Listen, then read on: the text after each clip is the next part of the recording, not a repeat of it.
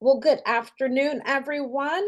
Welcome to our inaugural first year writing professional development workshop series.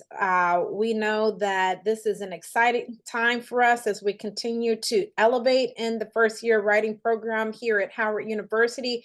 I am Dr. Monique L. Akasi. I am the director for the first year writing program, and today is Thursday, September 5th, 2024. Today, we will unveil to you our inaugural workshop, Effective Methods of Teaching Writing in College English First Year Writing Courses. Workshop for college writing instructors. This is recorded. It will be available for our esteemed colleagues and also on a national and international level as well. So we're excited of the roundup of esteemed colleagues that will be spearheading workshops throughout this entire 2024-2025 academic year. And we're very humbled and grateful to be able to share our diverse areas of expertise with each and every one of you on both a local, national, and international level. So to begin for today's agenda, we will focus on the importance of teaching writing in first year courses, understanding the challenges students face, effective writing pedagogies, techniques for engaging students in the writing process, incorporating technology and writing instruction, assessment and feedback methods, and then a Q&A discussion.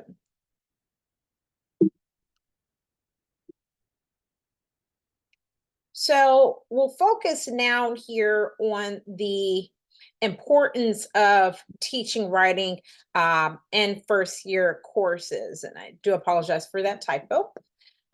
So why first year writing? Well, it is foundational for academic success. It improves critical thinking, communication, and research skills. It promotes engagement with diverse texts and perspectives. We also want to think about the learning outcomes to develop coherent arguments, analyze and synthesize sources, and write for various audiences and purposes, depending on one's rhetorical situation.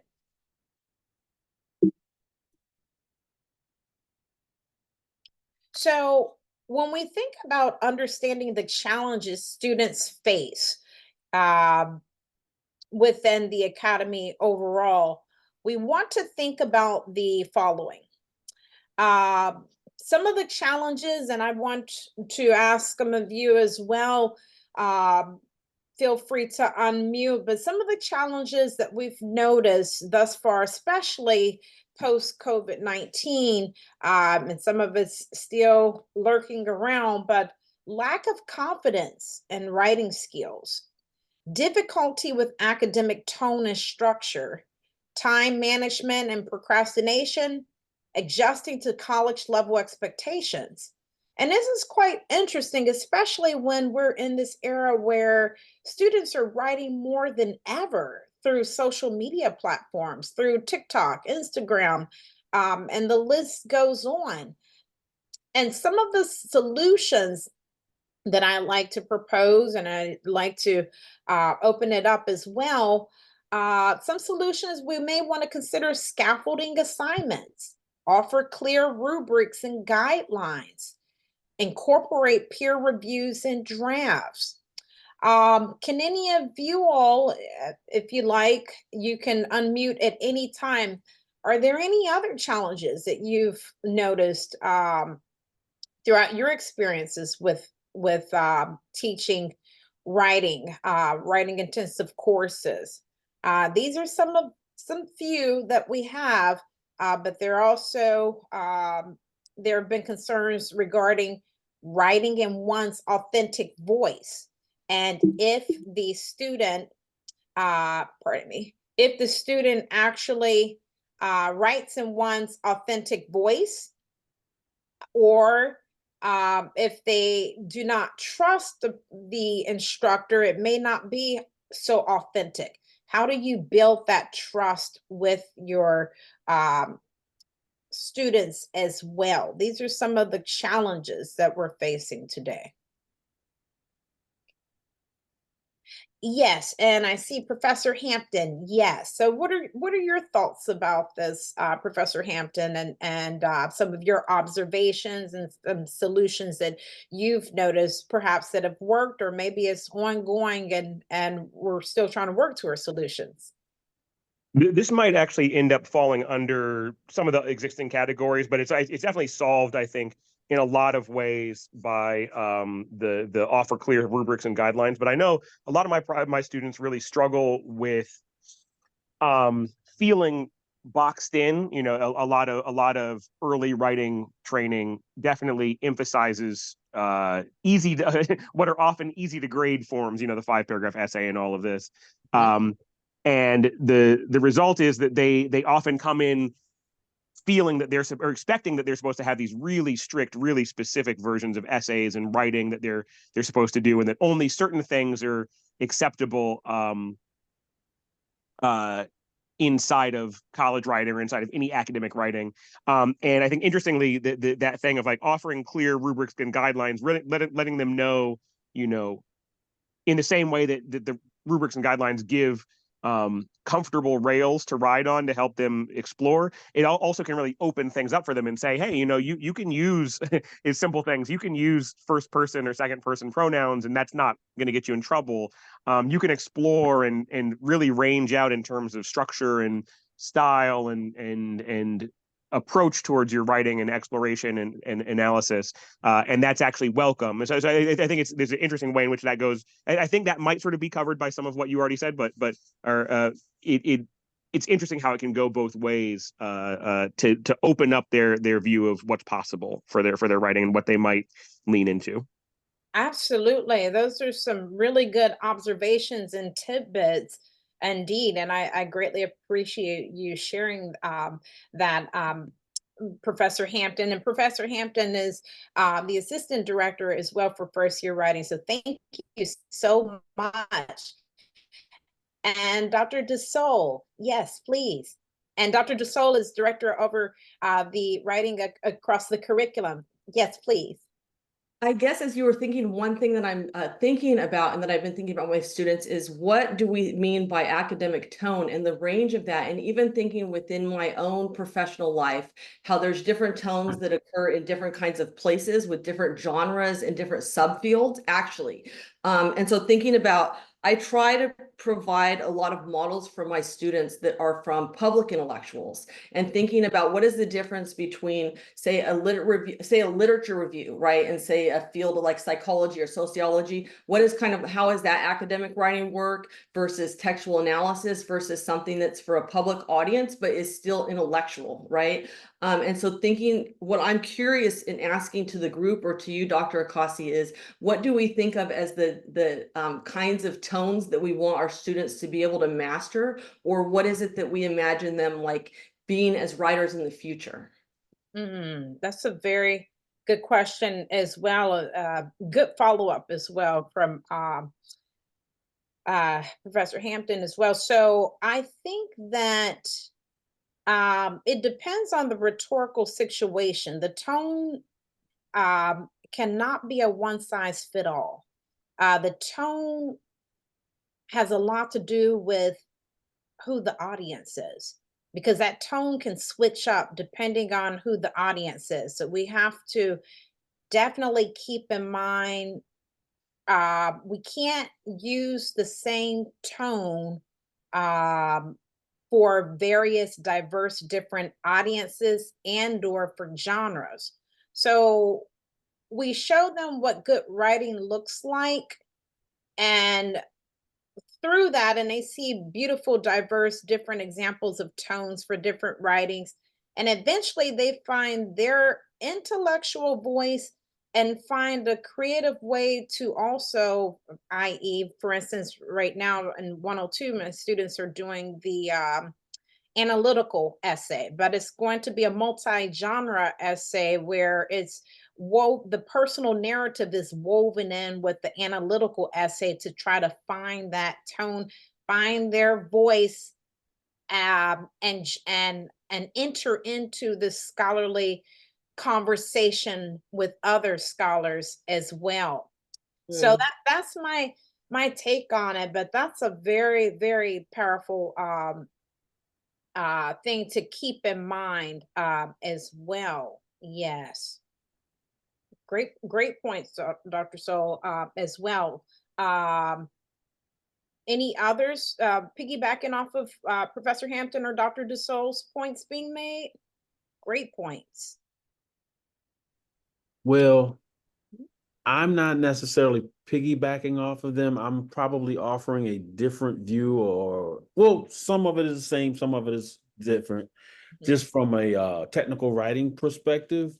mhm, Um, the way I was introduced into teaching this particular type of English and writing was to introduce the students to a different way of expressing themselves, and for lack of a better term,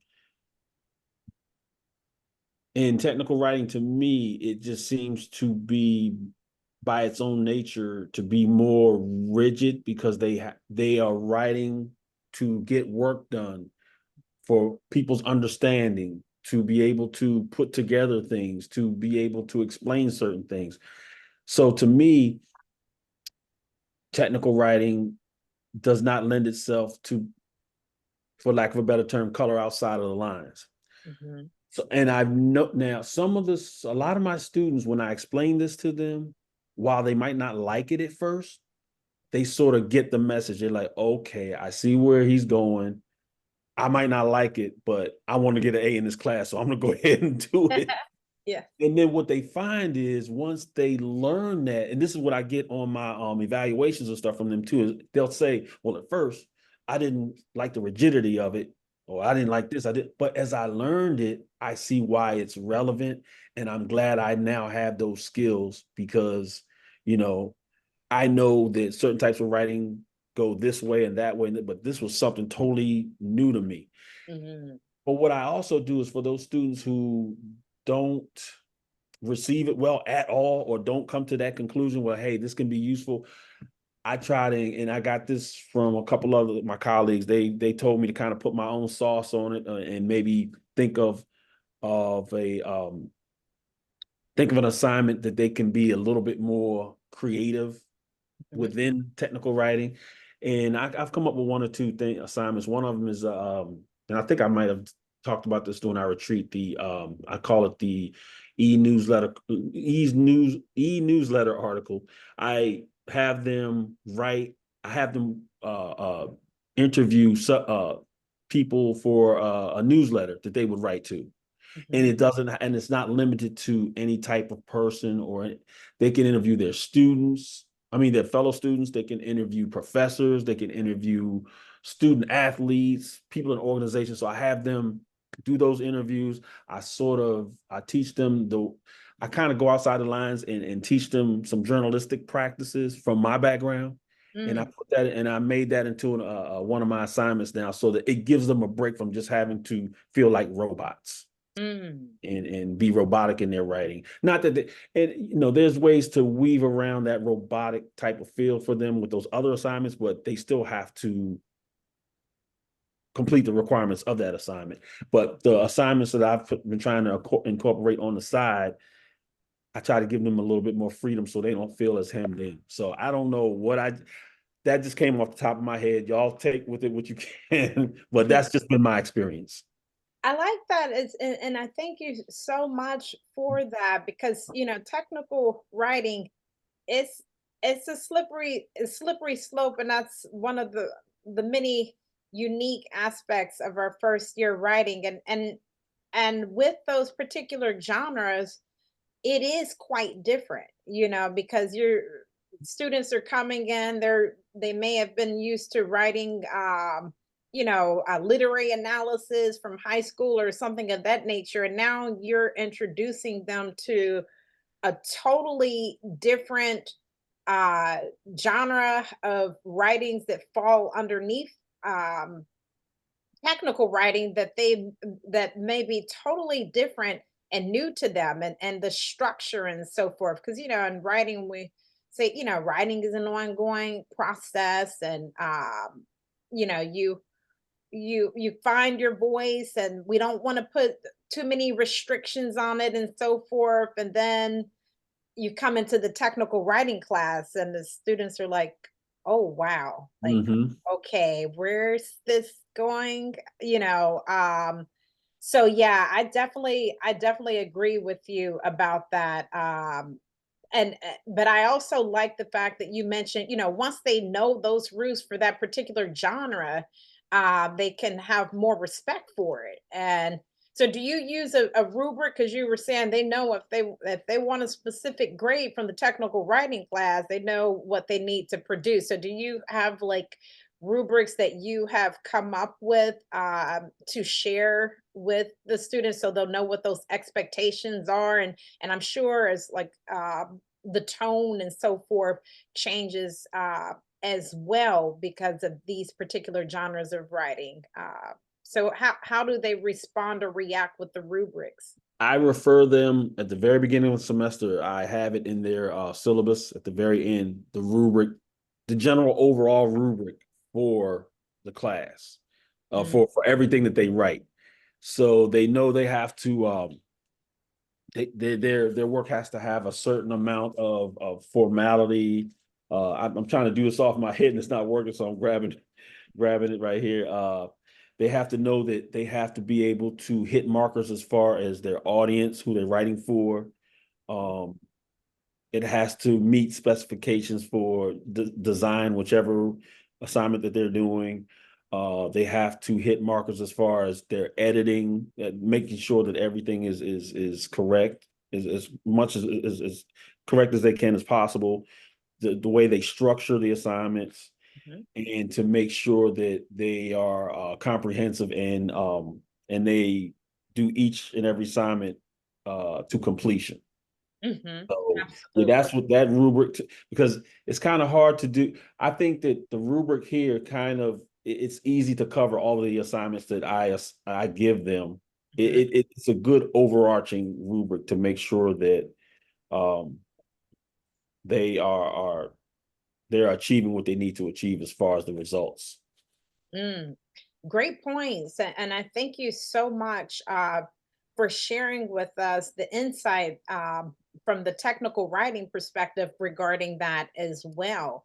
And then eventually, now with the technical writing, once they once you show them what good writing looks like in technical writing, do they also within technical writing eventually are they able to develop find their voice, their tone, their style um within the rules and formats and so forth of technical writing, i.e. the memo, the grant writing proposal and so forth? Are they eventually able to put their unique spin on it, if you will, while still remaining within the guidelines and the structure and so forth of the technical writing um, genres within it?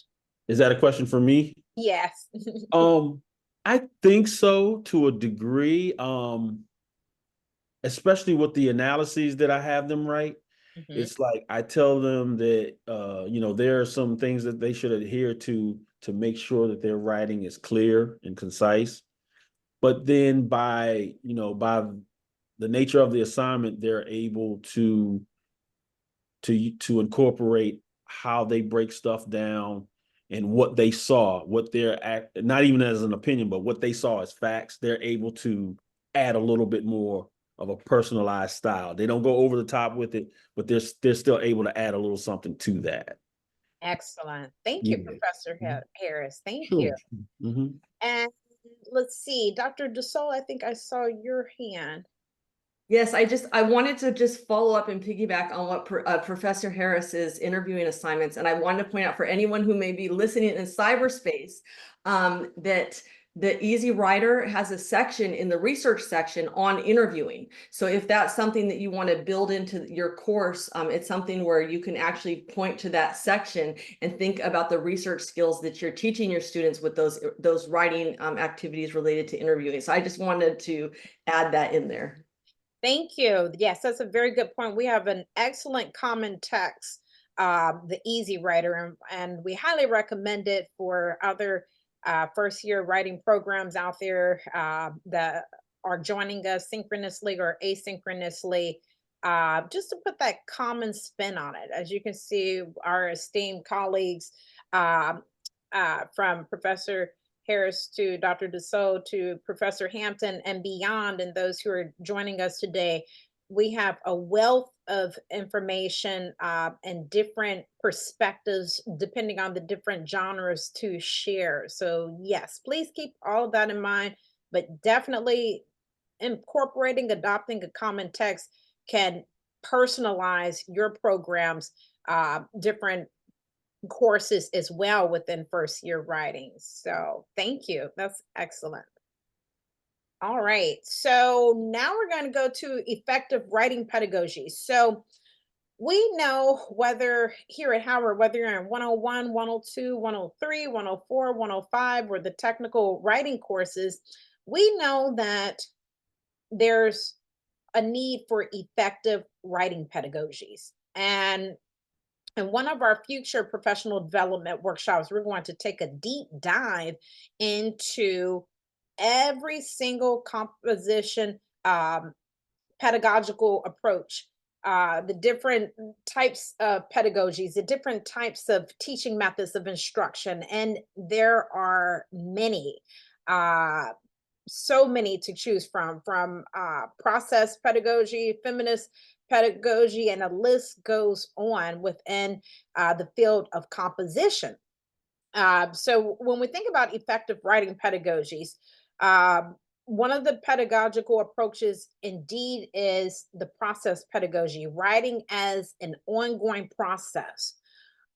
We know that's we know that's the authentic way of writing, and trying to get students to understand that no writing is perfect. I mean, as you can see, even earlier, I had a little typo in one of the earlier slides.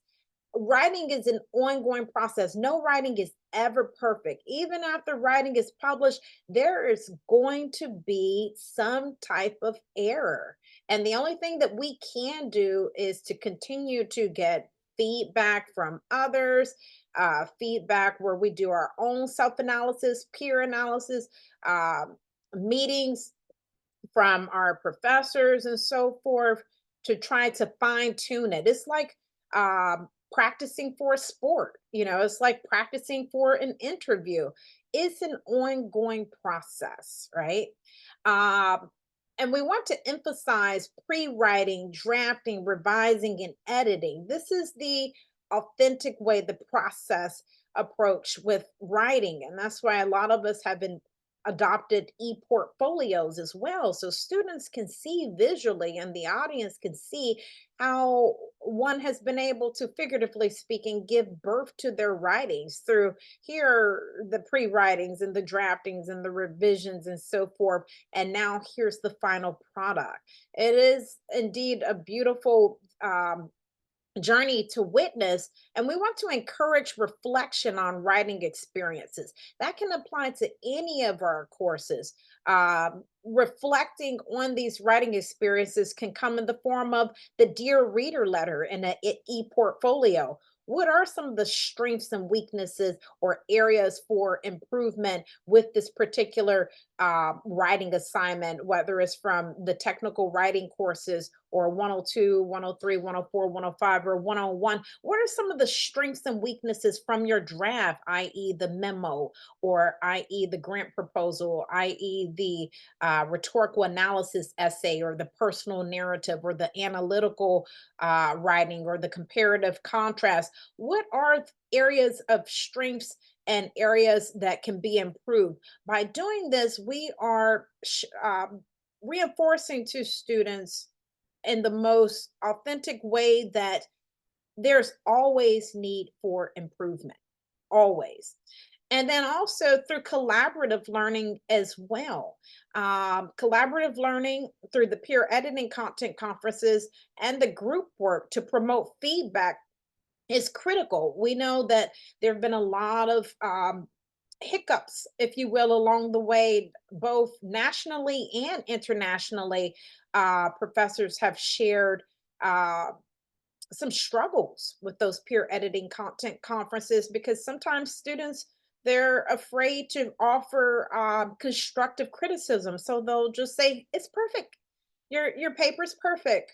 And it's like, okay, uh, constructive feedback, if you're giving your friend advice about something, you're going out somewhere, would you tell them the outfit looks perfect when it really does not? You know, you may give, it's very important to encourage constructive criticism, and to even have students, you know, it's okay to even question um writings and so forth, and give that feedback so that we can continue to work towards strengthening our writing.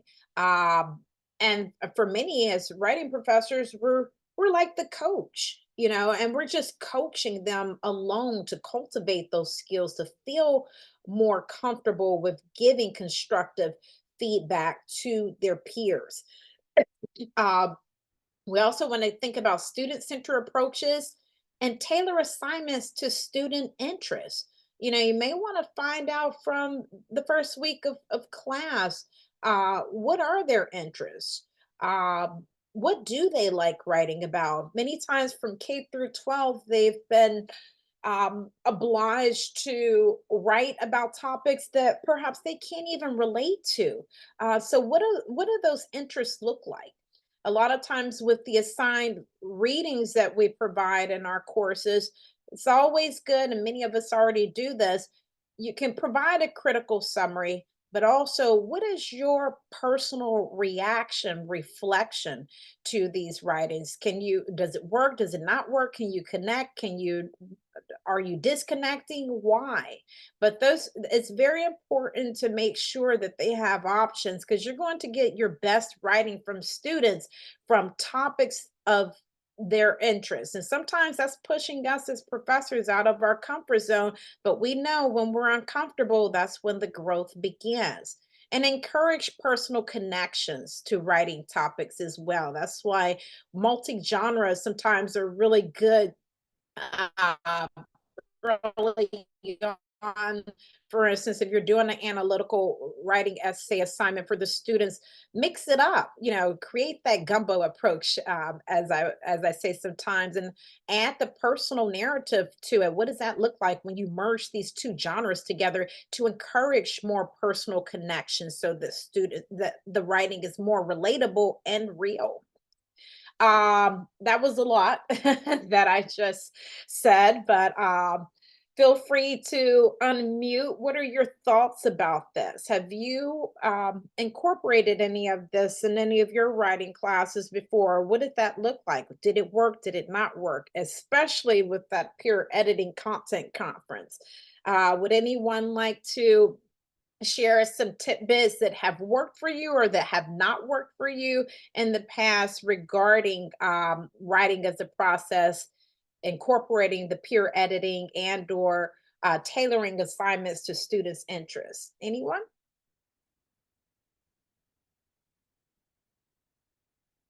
And actually, with the screen up, I can't even see hands. So if you want, you can just unmute because the share screen has blocked hands. So I can't see hands, but feel free to unmute. Or if you want to ponder over it as well, we'll go to the next slide. One thing I like to emphasize with my students is the writing is inquiry, which used to be one of the objectives for 104. And so I start off the semester by having them ask each other questions, and we talk about the importance of lower order questions like, what is your name? What do you like to do? And then thinking about how we move to higher order questions. And so I like, as a part of peer review, to think about using questions as a strategy. And even when I give my students feedback, most of my feedback is posed as questions, in fact. So in general, I might say, this is an interesting point you make. What did you think? What connections do you see between these things, right? And so thinking about how we use questioning to frame feedback, I have found to be very useful in peer review, because my students, especially the time we're in now, they're very conscious of not offending people. And sometimes I think when you're asking questions, my students can be more open to posing questions to each other than maybe giving a critique. Very good point. Yes. And even with that, it's like a coaching method of a series of questions, because sometimes, you get into these peer editing content conferences and you just say, okay, guys, swap drafts and give each other feedback. And some of them are like, huh? Because they've never done this before. So they're like, well, where do we begin? What should we be looking at?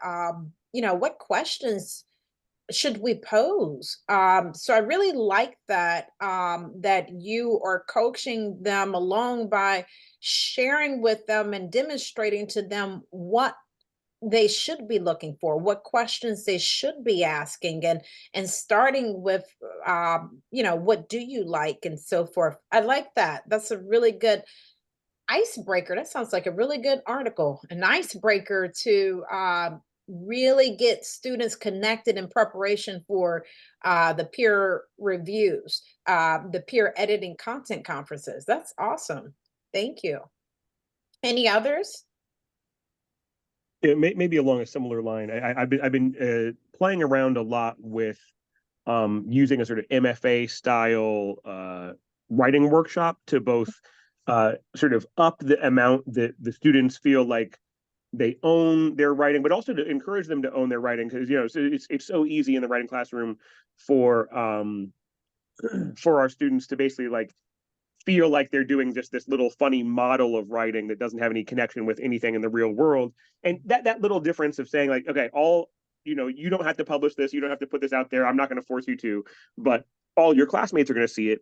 And so like make it something that you think is going to interest them, that's going to connect with them. I think that adds a lot to it. And the other thing is, I think, it's so many of our faculty at Howard, there are a big chunk of folks have that sort of MFA creative writing background, and so there's a lot that people have from a bunch of different fields who come to sort of Rhet Comp and first year writing, where we can use practices employed in other fields, like in creative writing and in those creative writing workshops, to sort of guide our students. So I'll often show students some guidance for how workshops or how creative writing workshops are done in other places, and then sort of use that to then think about, okay, well, this is a sort of a different genre for the most part, but what sorts of ideas can we see when we draw from conversations being had in those genres and those other settings to sort of build the way we'll do it here and using our topics in our areas. So I think that sort of aligns some with what we've been talking about, and what Dr. Del Sol is pointing out in terms of her use of sort of student feedback and student interactions. I love it. I love it. You and Dr. Del Sol's points are very, very instrumental, because with that and that MFA component, because I've belonged to creative writing groups through Meetup, just randomly with strangers, from different walks of life. But you're right. Those creative components, the MFA can definitely be instrumental, whether it's in technical writing or, the first year writing, comp rhet genres. That's a really good approach. I like that. And as Kenneth Burke, renowned rhetoric scholar, says, you have to find a way, through his coined term identification and consubstantiality. He says A cannot identify with B unless A can find a common denominator.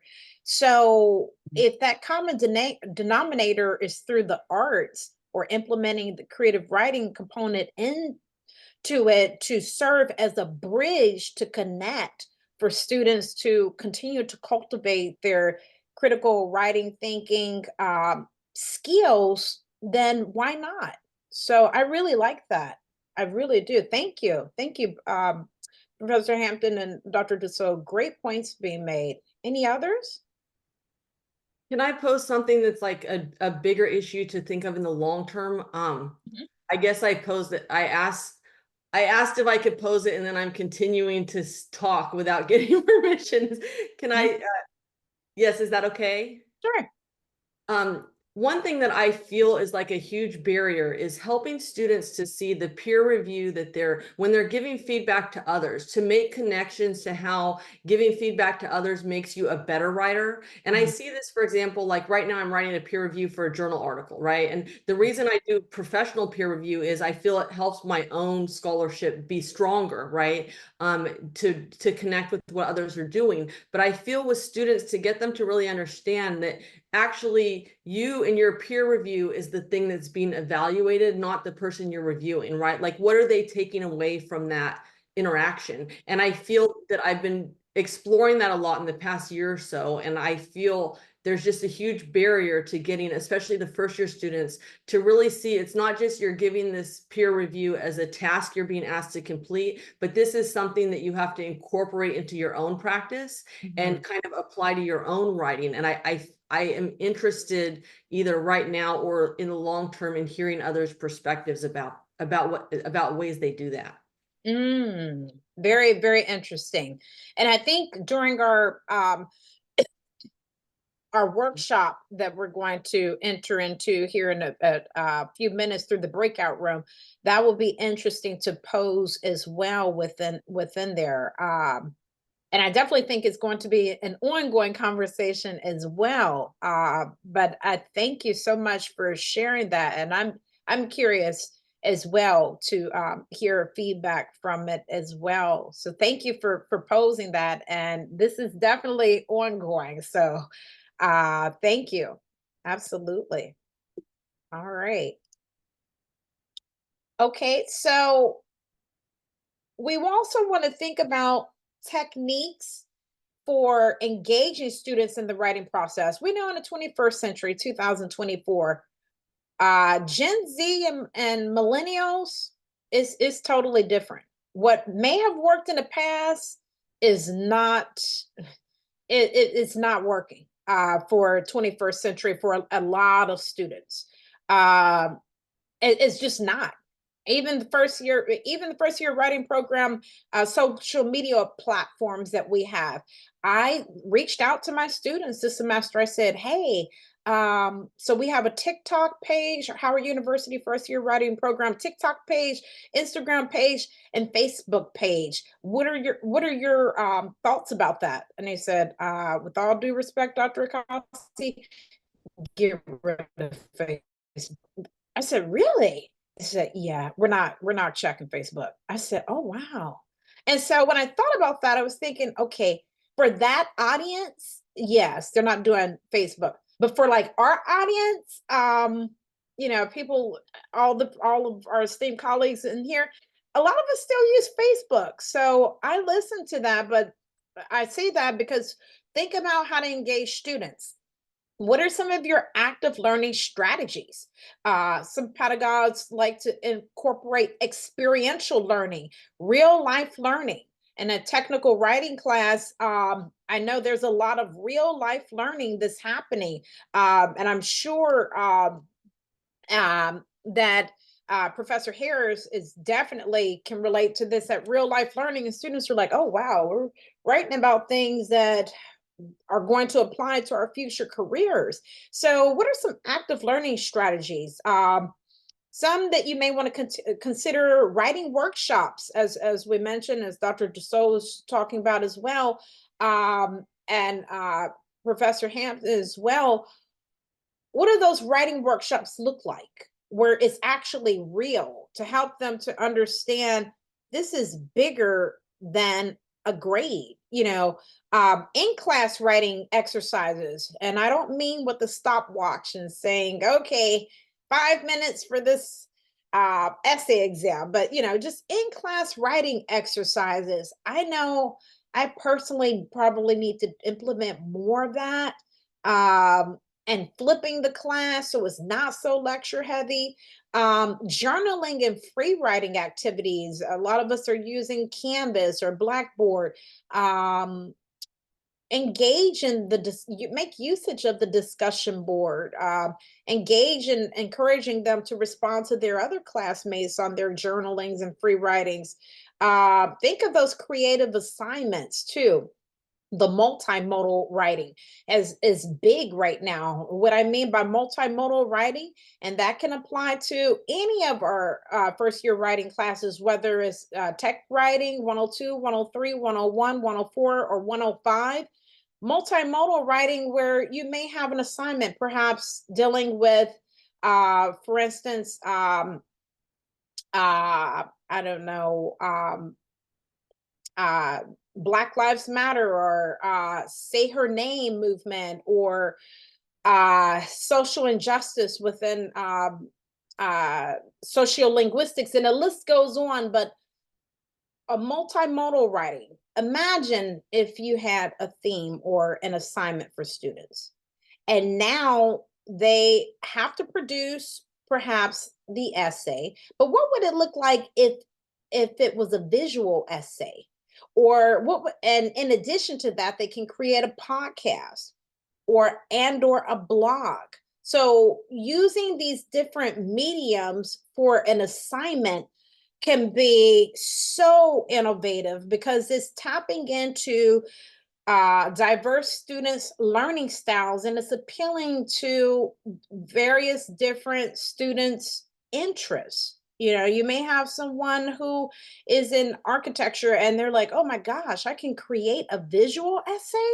Or someone in communications, oh wow, I can do a podcast on Octavia Butler's Kindred, which is our common read for this year. What is that? What would that look like in addition to the essay? I've done that many times where, okay, we're using Kindred, uh the common read for the semester.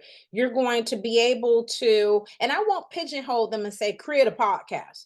I may just give them this long laundry list and say you have to pick 2 or 3 mediums from this, and for your essay, perhaps the essay, the critical analysis of Kindred, but pick 2 other different mediums and ways to present your analytical essay as well. It could be in the form of a blog or a podcast. The list goes on, and they love it. They absolutely love it. One was in dance, and she wanted to do a dance performance with it as well. It's powerful. So it can be unlimited. Real world writing tasks, and this again, tech writing, definitely letters, op-eds, grant proposals. What would that look like if they were to actually take what they're doing, for instance, and submit it to the White House, submit it to our local politicians? Wouldn't that be cool to get a feedback, a response from them? I'm working right now with one of our other colleagues and this previous slave plantation right now, right? She teaches tech writing as well. And so their students were working on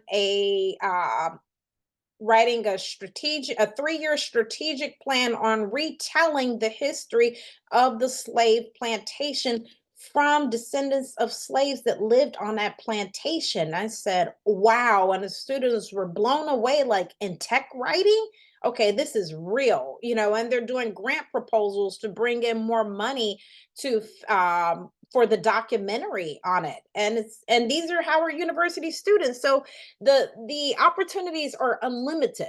you know um Also, discussions on base learning, class discussions on readings and writing strategies, even the good old Socratic seminars and debates for our attorneys out there that teach tech writing as well.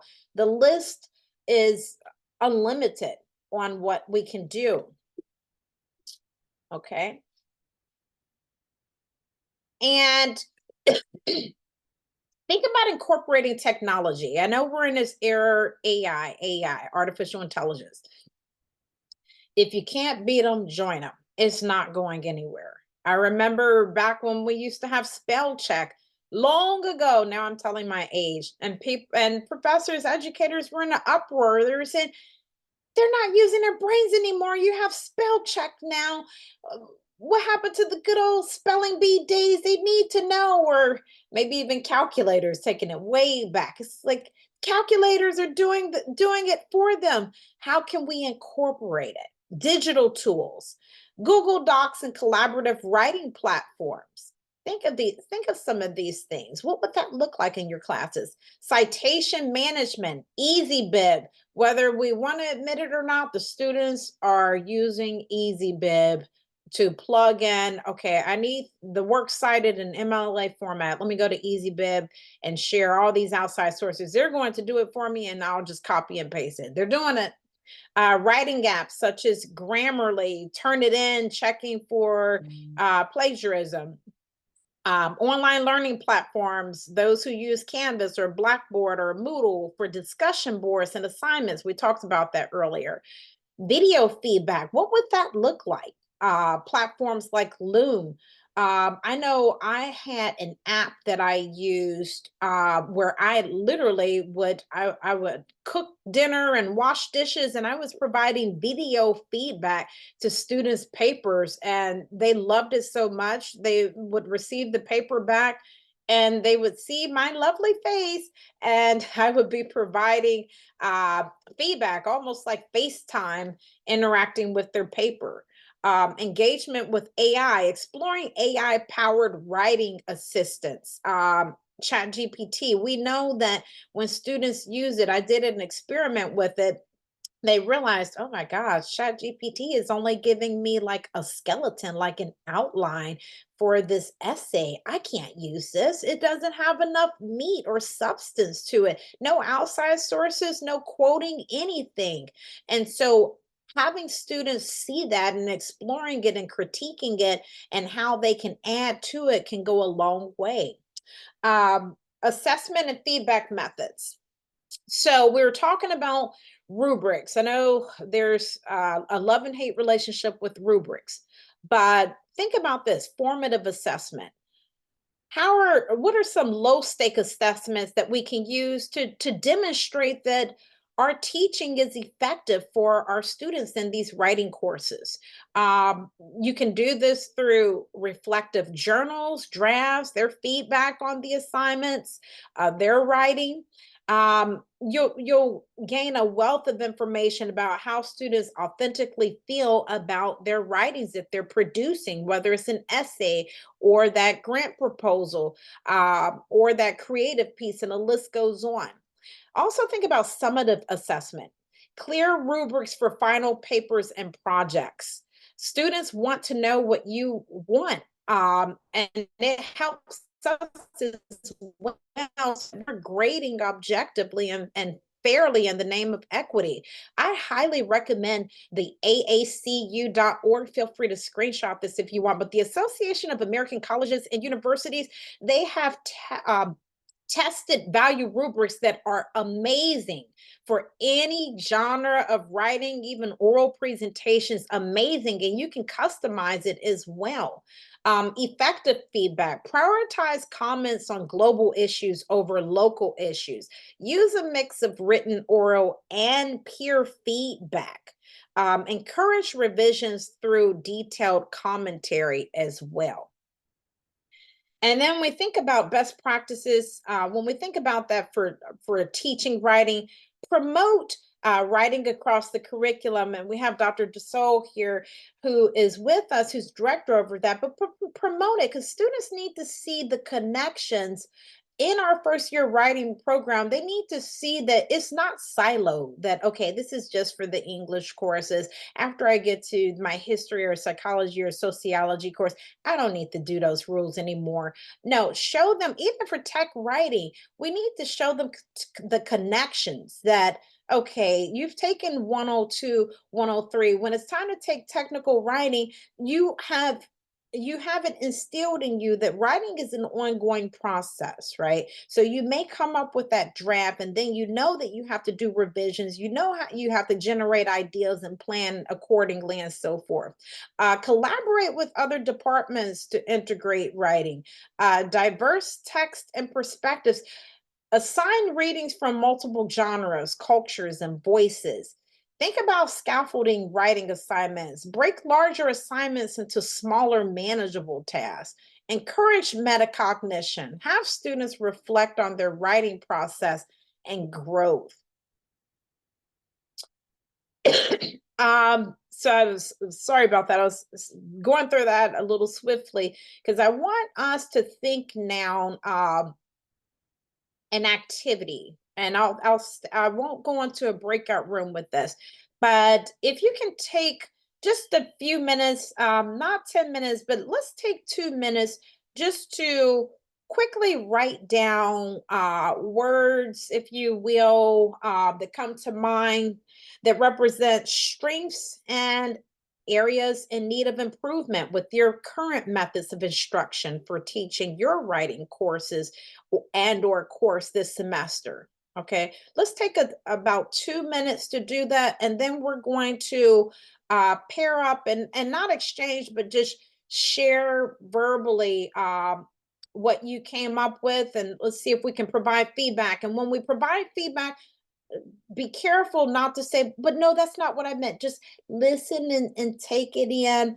And you can do what you want with that feedback, because we expect the same from our students. So I want us to actually go into the trenches to experience this in a workshop. So let's take 2 minutes. Think about one sentence that represents a strength with your writing, teaching writing, and an area that you think could need improvement. Okay, let's take a minute or two to do that.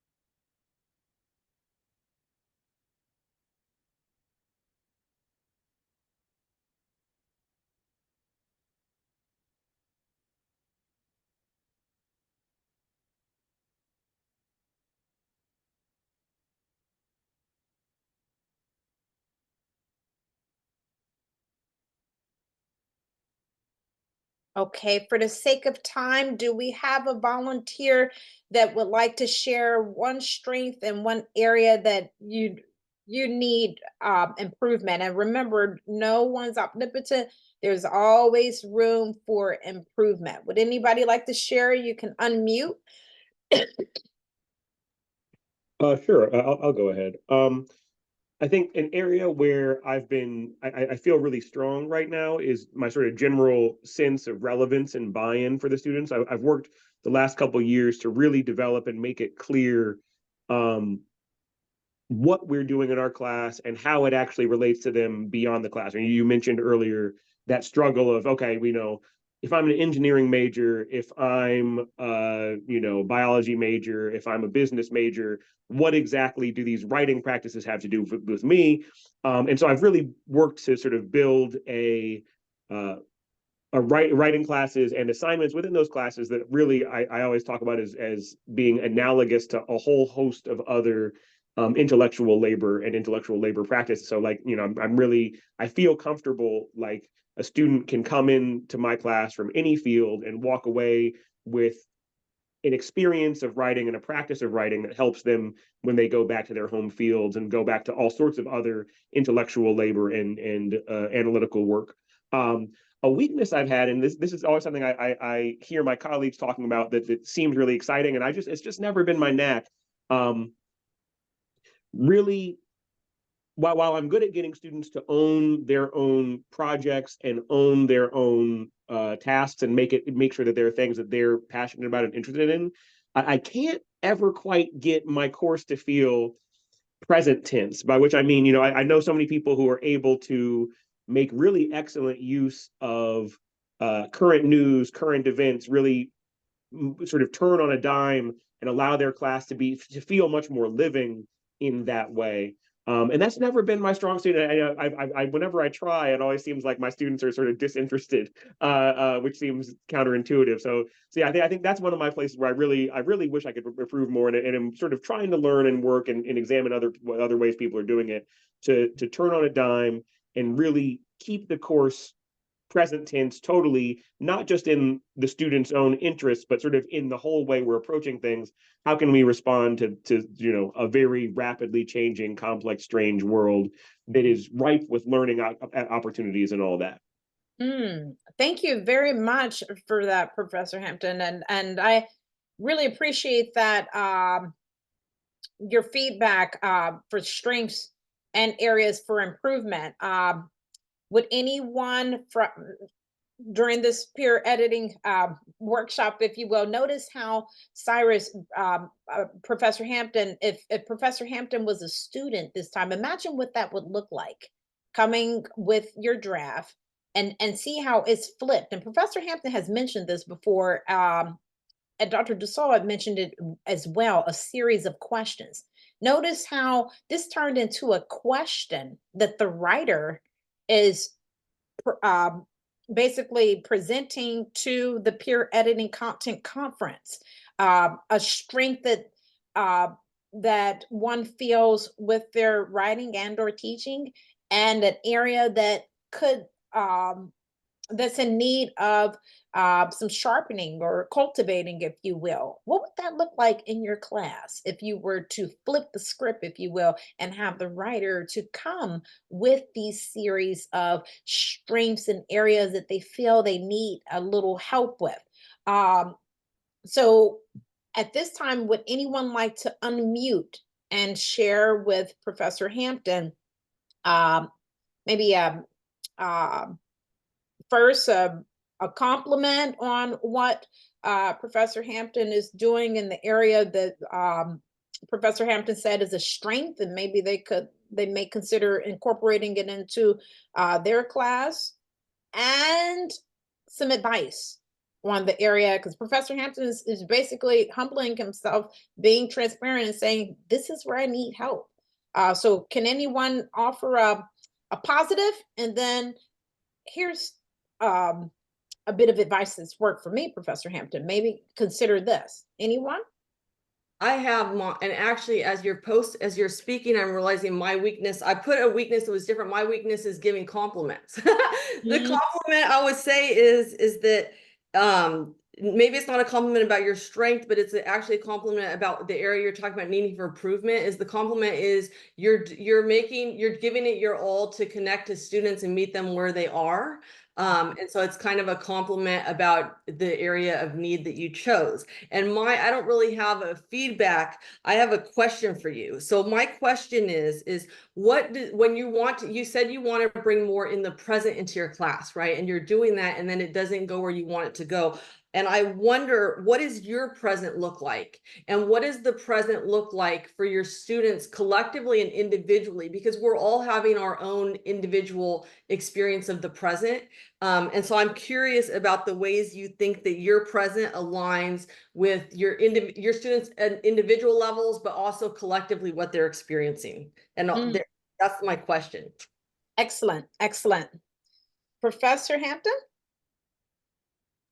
Yeah, I like that approach, and trying to think about that, and I think that has a lot to do with my area of struggle, because I find certainly academics and maybe people older than our students in general, we have a tendency to be chronically in the news, chronically our social media becomes a news tool, our social networks become a news tool, our social networks beyond social media, and the students have a different relationship with it. And I think there's maybe even a generational thing where whenever I talk with students and I ask them, why, we're in terms of this topic, this present day thing, you all seem quiet about it. Why is that?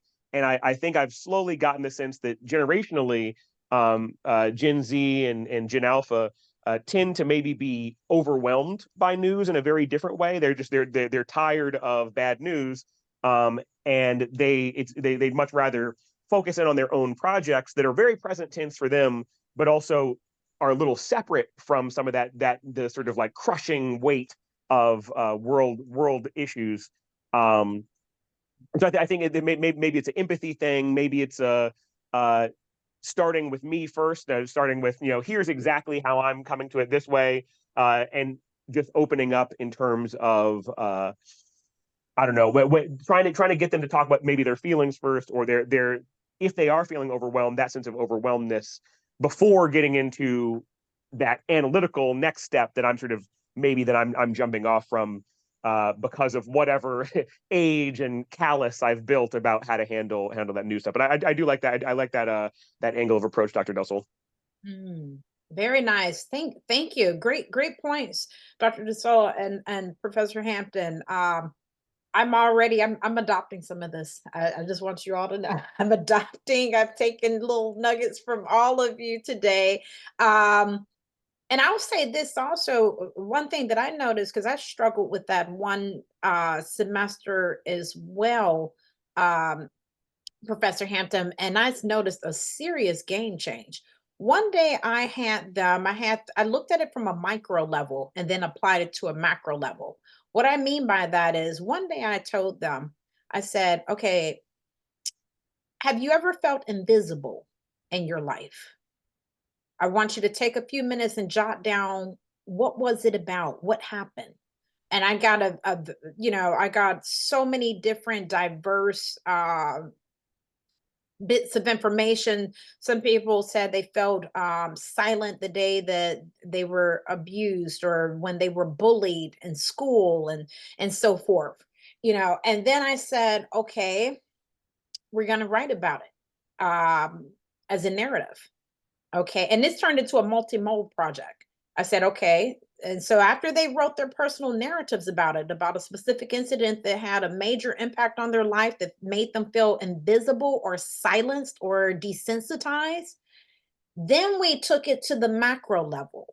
I said, on a macro level, think about how this applies to some issues, modern day issues, as Dr. Dussel was saying. What does that look like? Relevant things. Okay, relevant issues going on today.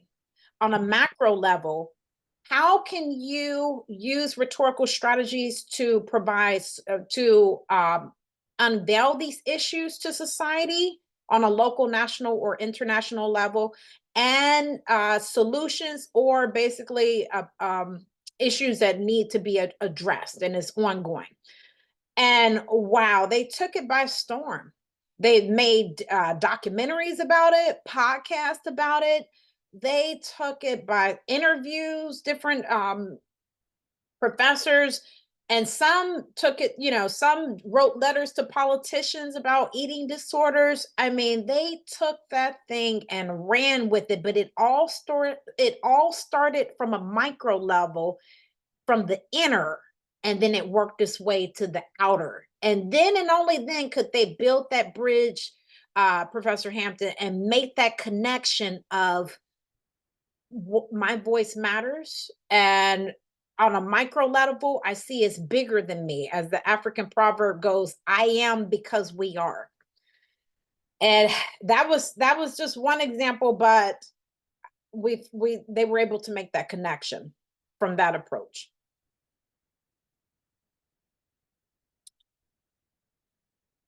So I know that's a lot, but that's one way of thinking about it. I don't know your thoughts about that. I know we're at 108 now, but something to think about. So I want to open it up now, Q&A, really quickly, open the floor. Just think about it. Maybe these are rhetorical questions, but what challenges do you face in teaching writing? What methods have worked well for you? And we've discussed a lot of these today, and maybe you have some of these answers by everyone sharing. And I thank you so much. We have a dynamic group of colleagues, and I just love each and every one of you. And I mean that from the bottom of my heart, because this is what Howard University and our first year writing program is all about.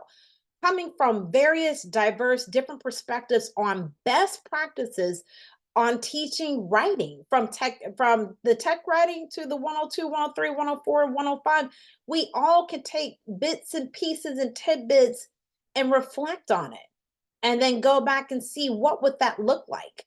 And then here I'm pushing us a step further, then turn around and turn this into a panel for a conference, then turn it into a co-authorship for an article, and then turn it into an anthology, right?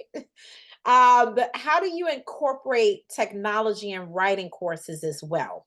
That's a loaded question in itself as well. So just to recap on key takeaways, teaching writing as a process is crucial. No matter which course it is, it's crucial. No matter which discipline is, it's crucial. Use diverse student-centered pedagogies and engage with technology and offer meaningful feedback. And I want to add to that from what you all have shared with us. Those rubrics are critical. The rubrics are very critical. Finding a way to connect to the students are very critical. Creating those series of questions for the peer editing content conference are critical. And finding a way where students can see that their writing is bigger than them. Finding meaning in it, present day, modern day issues going on, and those vary. It's not a one size fit all. For one person, it may be about the presidential debates. For another, it may be about poverty. For another, it may be about systemic racism in the health industry, and the list goes on. But it won't be a one size fit all approach, but helping our students to find that authentic inner voice, cultivate that, and see what their writing looks like and why it's meaningful will go a very long way. But I thank each and every one of you. Please stay connected for future workshops and resources. Do we have any final questions, comments? Just unmute. I can't see any hands. Any final questions, comments? I just wanted to say thank you for this. Thank you for this workshop overall. It's given me a lot of food for thought, and it's I think it's very beneficial. So I enjoyed it. So I appreciate that. Thank you so much, Professor Harris. I greatly appreciate that. And we're always in need of our esteemed colleagues like yourself to spearhead future workshops. I don't want to put more on you, but you bring a wealth of information from the tech writing. So, you know, that's just, you're not obliged to, but I'm just putting that invitation out there for the future, because you brought some really good tidbits that I think could be beneficial to those locally, nationally, and or internationally that's grappling with how in the heck do I teach this tech writing course? And that's where you come in, Professor. So I appreciate that. Yeah. Thank you. Any others? All right. Well, I thank you. Everyone, you all are amazing. I thank you for your feedback. We welcome any questions that people in the virtual world may have. This is recorded. You can get in contact with us at any time. Other than that, stay tuned for next week. We have every single week, we have this at the same time, same place, both synchronously and asynchronously. And you can reach me at monique.acasi@howard.edu if you have any questions, and or if you would like to be considered to spearhead a future workshop. So thank you. And I know Dr. Dassault will be spearheading one in a few weeks as well. So hop on board. We can learn and grow from one another. Until next time, thanks again, everybody. Goodbye. Thank you all.